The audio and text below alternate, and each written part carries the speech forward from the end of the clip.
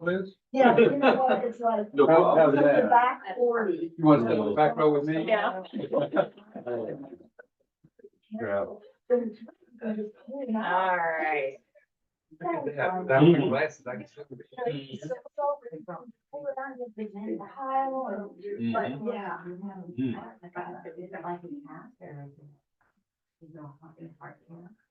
Okay. Well, I guess it's 11:15, so I will get started. Thank you for coming to listen to me. Thank you for sharing with us. Sure.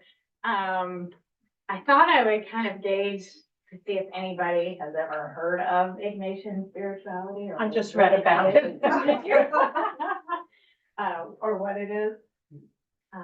Okay, so everybody's new to this, as am I. So I will hopefully by the end be able to explain what it means to live with Ignatian spirituality as part of your daily life. And I will kind of weave in the trip I went on in August to Spain. So I was able to actually go to a lot of the places that Saint Ignatius stopped as he made his journey. So feel free to interrupt and ask questions if it's not flowing or making much sense, but hopefully.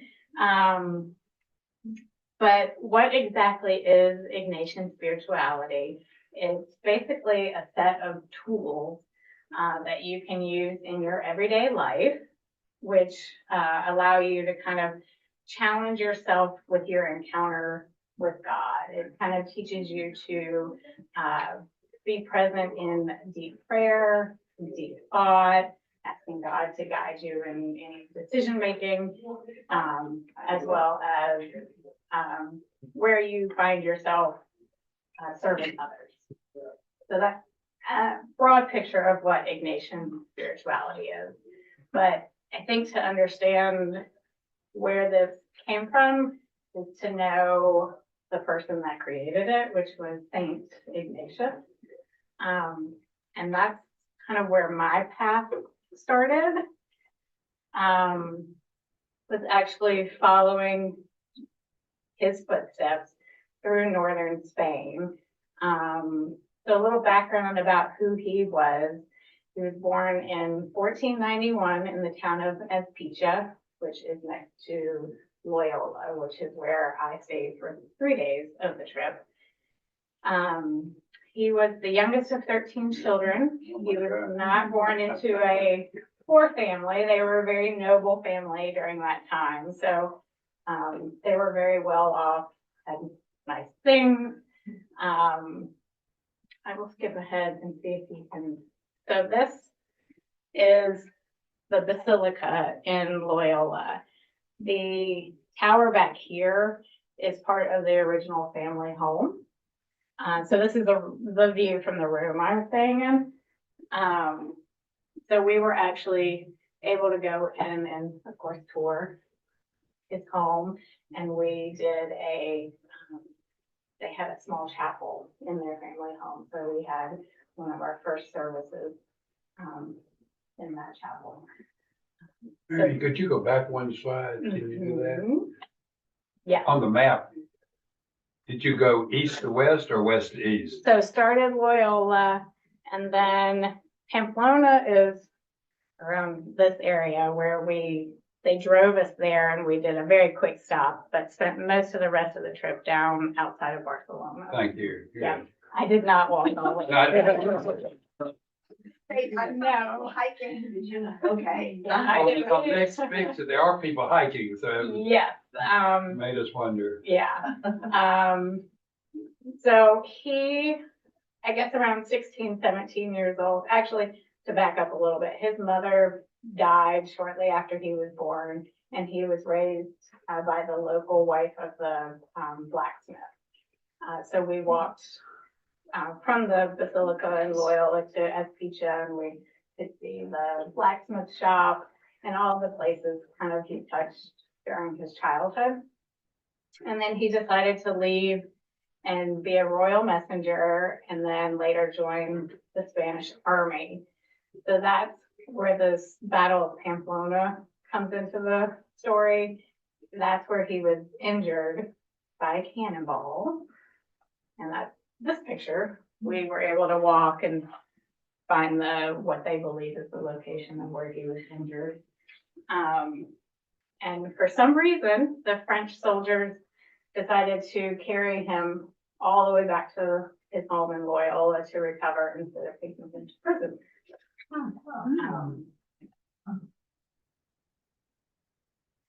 And then that other picture is just one of our many hot walks in town.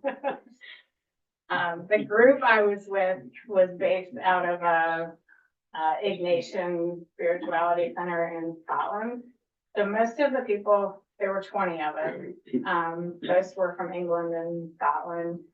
I would say a little more than half of us were Protestant and the rest were Catholic. So no need to be in the Catholic faith to do this journey and learn about him, because I think at the end of the day, it's spiritual practices that I think any Christian can use in their life.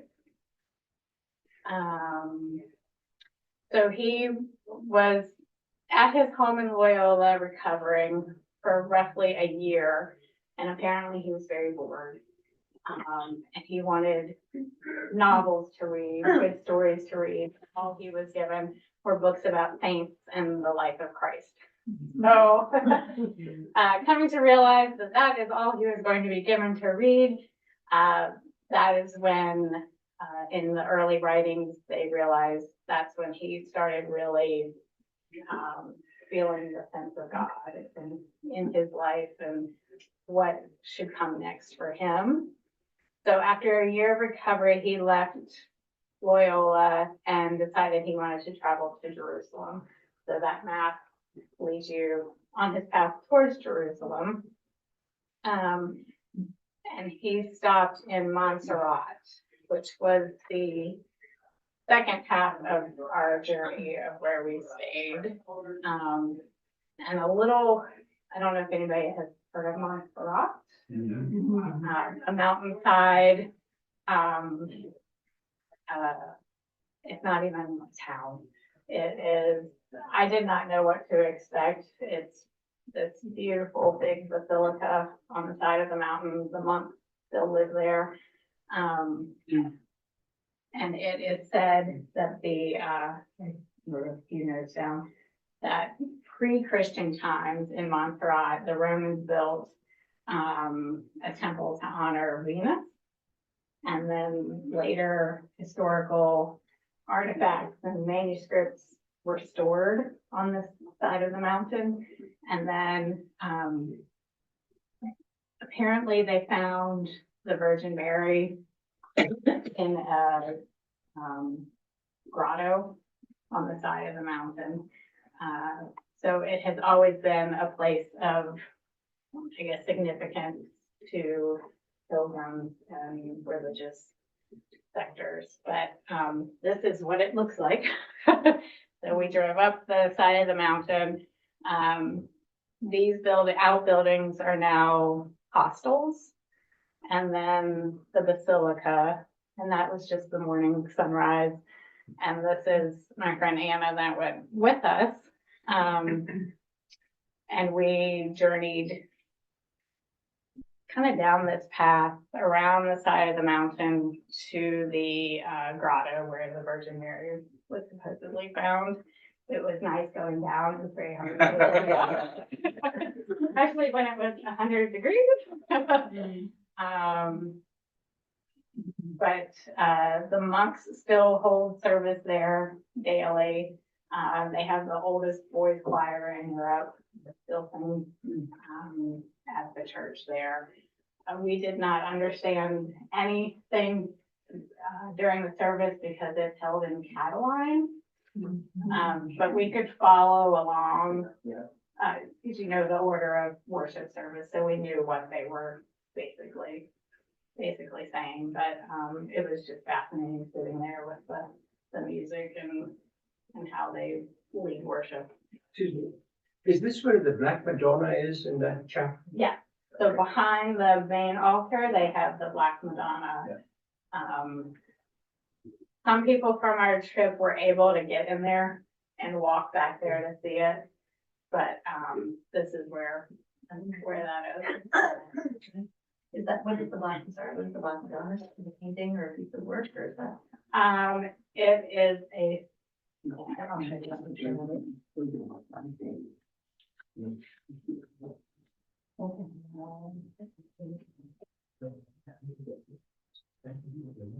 so it's basically, Oh, wow, okay. so they have this behind the main altar in its own chapel. If you can get in there, you can kind of get back there to walk back and see it. And when you go down the mountain, so Ignatius made his way here because he heard of the religious significance of the area. And it is said that this is where he knelt before the altar and prayed all night and left his sword and knife and decided to leave behind his noble upbringing. And he gave poor man his fine clothes, and he wore sack clothing and became a poor pilgrim from then on.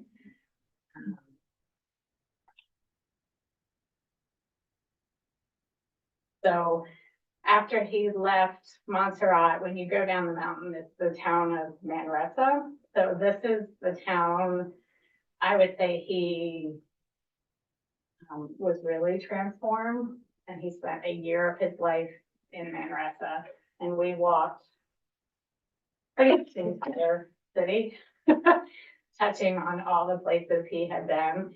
He lived in a cave that's kind of next to the river, and that's where he wrote most of his thoughts and scripture and things like that. That is the cave, which they have set up now as a very tiny place to worship. So we did have a worship service in there, which was really nice. And then it is built, they built a cathedral on the side of the cave for worship services. He basically spent the year serving the poor, feeding the hungry. We did stop at the Santa Lucia Hospital. Back then it was a place for pilgrims for shelter and food, and today it is a convent. So the nuns let us in to kind of poke around and visit that spot.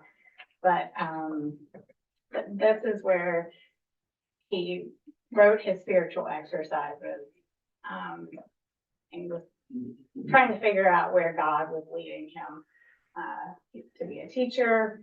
Then he felt the calling to become a priest.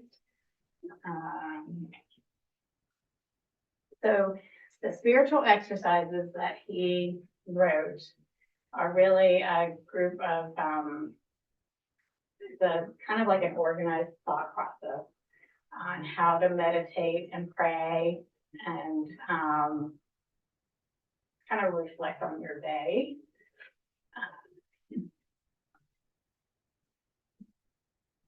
So after he spent the year kind of formulating all of his spiritual exercises, he did leave. He did want to become a priest.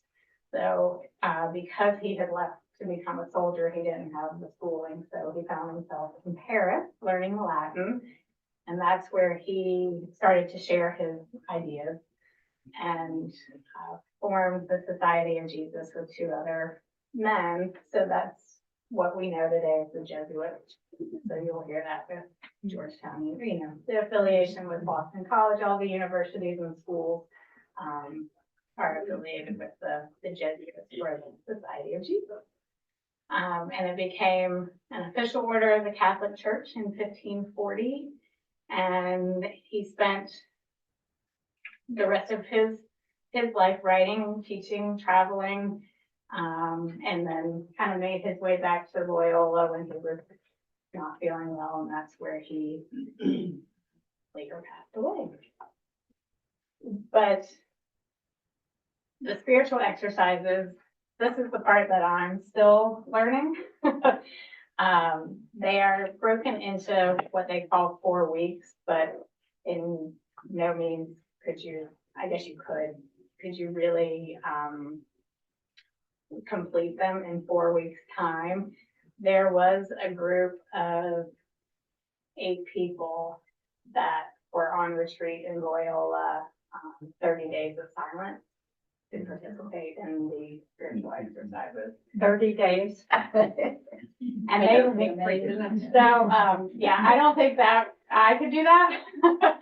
And they joined us at the second half of our trip, and they were having a hard time kind of jumping back into reality and being around people. They did all eat together, but everything was in silence. So for 30 days, they were going through all of these spiritual exercises, but they're broken into 4 sections. The first you would sit with is self-awareness, how you are known to God and how you're loved by God. The second set is self-giving, which is praying, and where you might feel God is calling you, and becoming aware of choices. So using God to help you make decisions daily. Self-sacrifice is allowing God to sit with any of your suffering, any heartache, any pain, and just being able to feel his love and guidance. And then the last one is self-understanding, which after going through all of these, what your relationship is with Christ and how you can continue to use God in your everyday.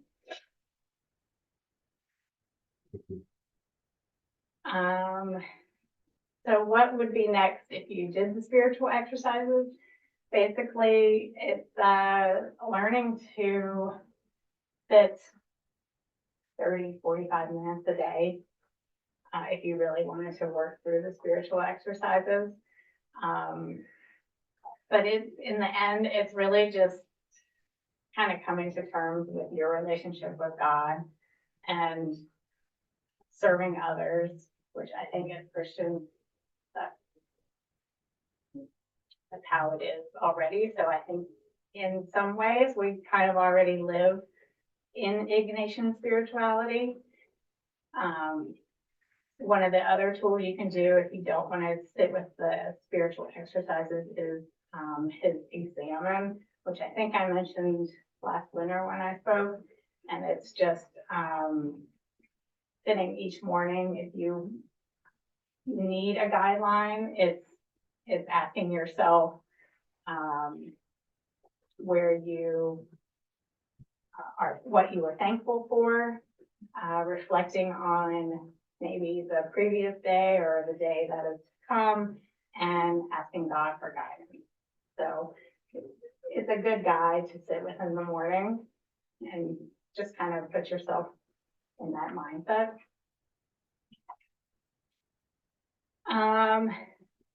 So at the end, it's basically just taking the time to deepen your relationship with God.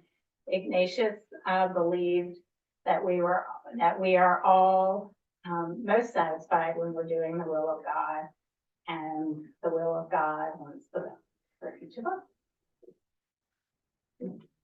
And that's it.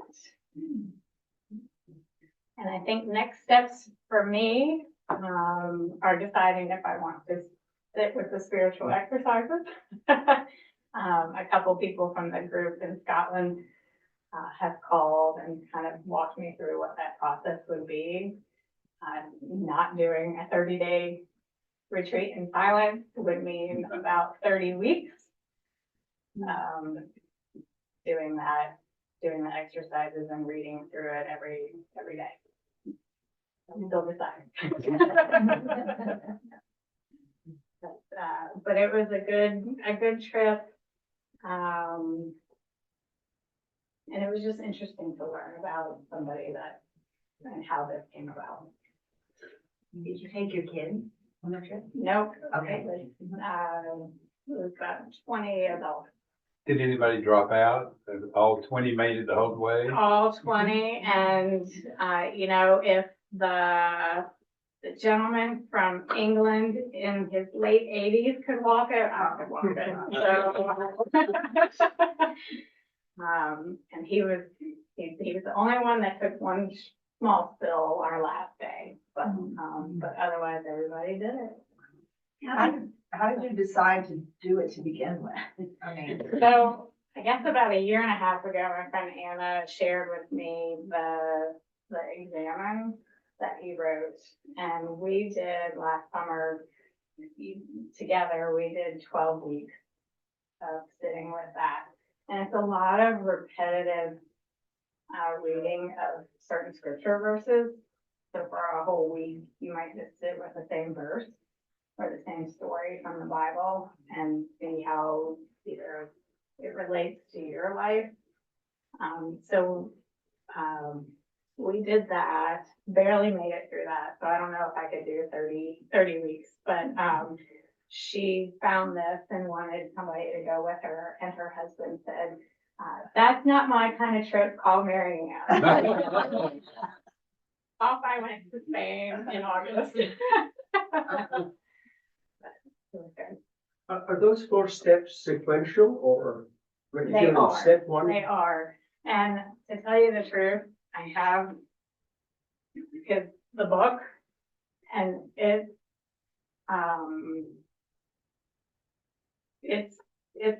a slow read. So I can understand why you have to sit and process. But yeah, that's the 4 steps.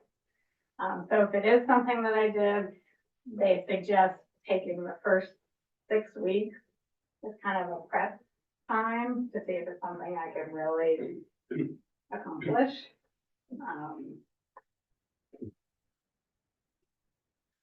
Did you stay in monasteries or convents or regular hotels? So they were, I guess I would describe the rooms as like a dorm room, but a nicer hostel. And in Loyola, the brothers that were on staff made all of our meals.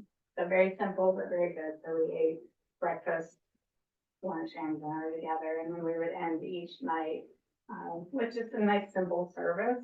So there was 2 priests on the trip that just led us through a song, some verses and communion, and it was a nice way to do the rest from the day. Yeah. So the process that you're talking about, those 4 steps, is sequential, you mentioned, but also, are there guides in terms of like, take the first one, self-awareness? Mm-hmm.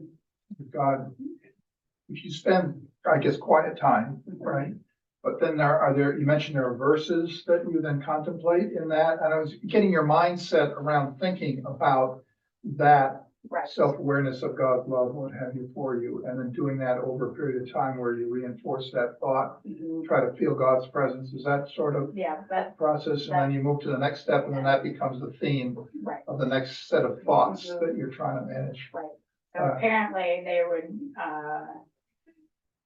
the spiritual director would help guide me in my reading. Oh, okay. And, if I had questions or thoughts or something that would come up, and that's the person I could talk to about. But I guess part of the questions he asks within the exercises, they are kind of tagged to scripture. To be able to sit with both. yeah.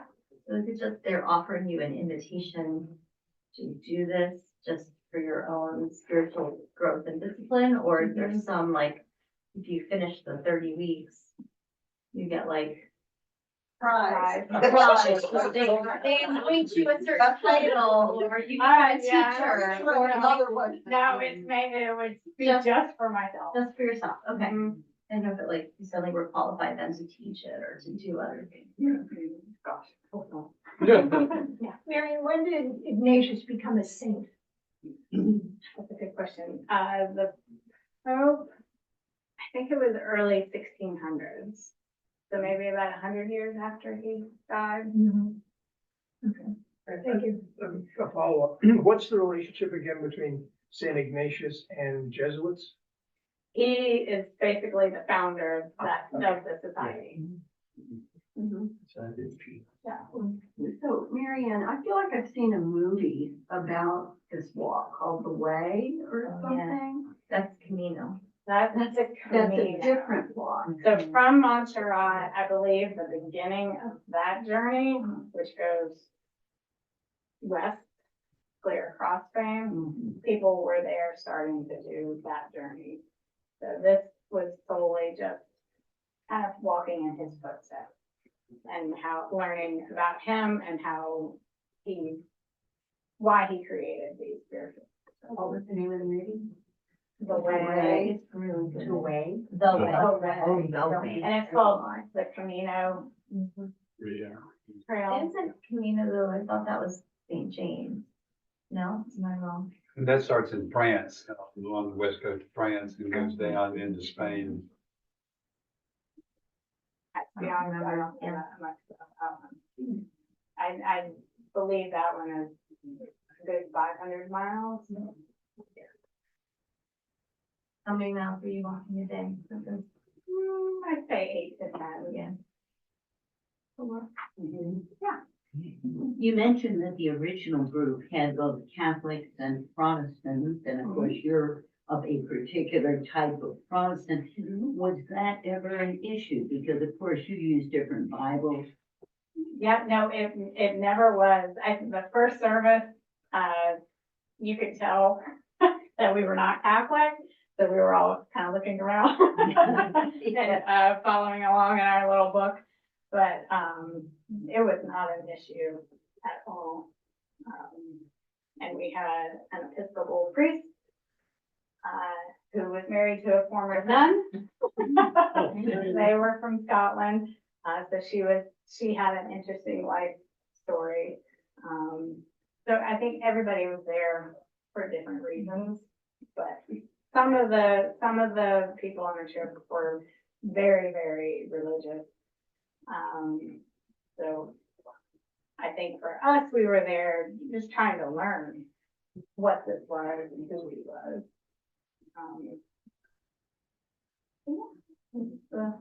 It's an exciting journey. How many days? 8 days. And the last night, we decided, the two of us were going to stay in Barcelona in an air-conditioned hotel and fly home early the next morning. Instead of the journey back to Montserrat to then get up and go back to the airport, we were like, that doesn't make sense. No, I think for anybody, just incorporating even just bits and pieces of this is very useful. So you mentioned he wrote a lot of material down as he's making this journey, I guess, faith journey on his own as well at that time. And then that stuff got published eventually. I noticed you noticed a couple of books that you have. Yep. So he's shared through his writing the experience of these 4 dimensions Right. of creating a closer relationship personal relationship with God through your life on a personal basis. Right. And to do it all within basically a year's time, he came up with. Oh, at the time frame as well? Yeah, okay. And then I guess as he continued on his journey,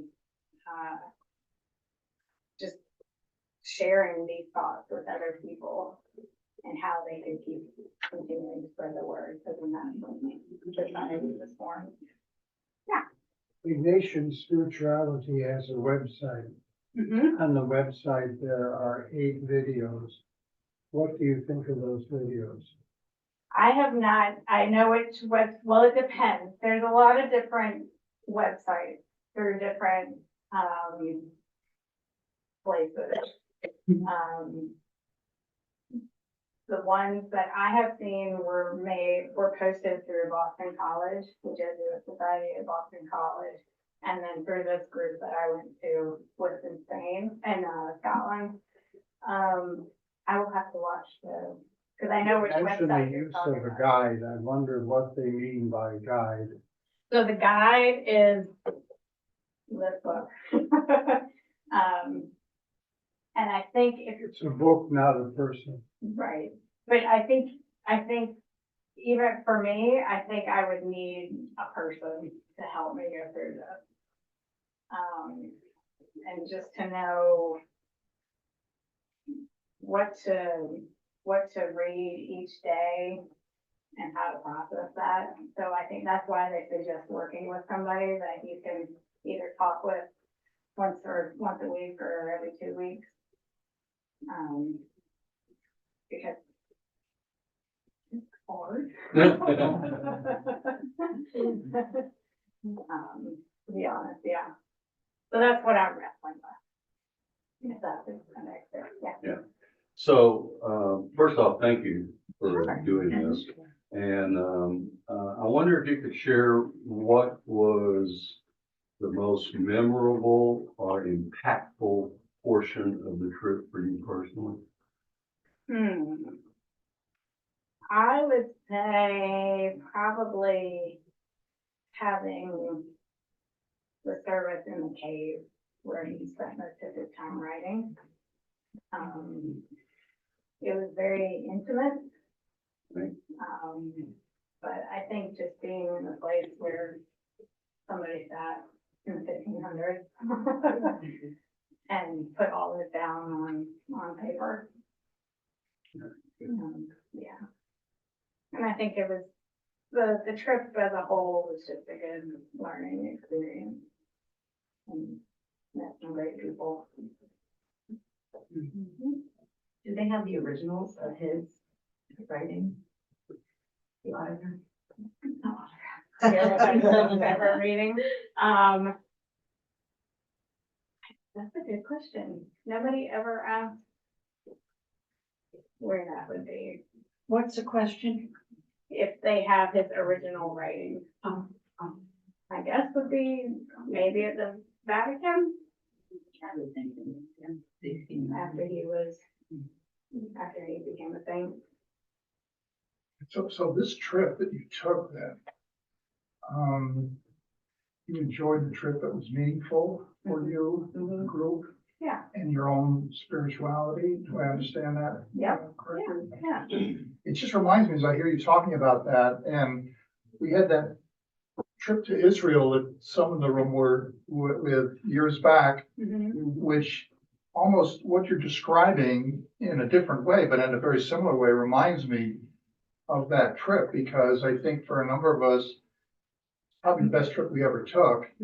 Read the Bible every morning with the different places. Sean and the leader, Leo, that was our guide, and extremely meaningful, where we were basically following the Bible. It was a similar kind of a situation. I mean, it didn't have the kind of disciplines that you're talking about, but in another way, it sort of did, because then you were impacted by what you saw and what you experienced. And when you mentioned about your favorite point to Dave's question about in that little cave where you had a service, and there were many examples, but I remember one where we had a Last Supper at a site that was supposedly an alternate site to where Christ was crucified. And it was like this adobe rock kind of a thing, little benches inside it. We had a Lord's Supper there that was stood out in my mind. I think others that were there also experienced, but it almost sounds, I mean, these kinds of trips I that think you're if talking you about can do can it. be very moving and stay with you for the rest of your life. So that's what I got out of what Yeah. you, No, and I think it would be fascinating to do another trip like that. yeah, oh, yeah, yeah. And also when we went to Patmos and saw where John wrote Revelation, Oh, I yeah, mean, that in that was- cave, that's it right. gave me goosebumps. Yeah, Yeah, it does. That's a good way to put it. It just kind of gives you chills. So, yeah, it does, absolutely. Any parallels to the teachings of Saint Francis? oh, Sometimes they draw them. yeah, a lot of, I think he's in different. eras. Yeah, I think they pull from the same, Same ideas. yeah, same idea.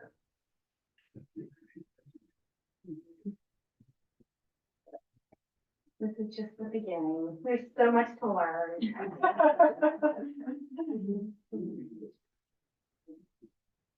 Thank you. Marianne.